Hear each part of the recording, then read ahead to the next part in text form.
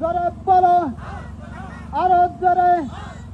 গোপালগঞ্জে 2 আসনে, 3 আসনে, 1 আসনে মিজান ভাইয়ের, তসলিম ভাইয়ের, মারুফ ভাইয়ের সবাই বলে আরো জোরে।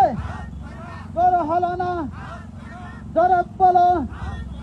গুনাপাড়াবাসীকে বলে যাই আরো জোরে।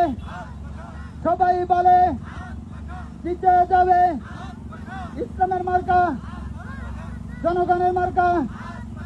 সবাই বলে মানবতার মার্কা আরো জোরে। সবাই বলে, সবাই বলে জোর হলো না, আরো জোরে। এই সারা বাংলায় কি করে মার্কা আছে? এই সেই মার্কা। সবাই বল সুরে সুরে, একই সুরে।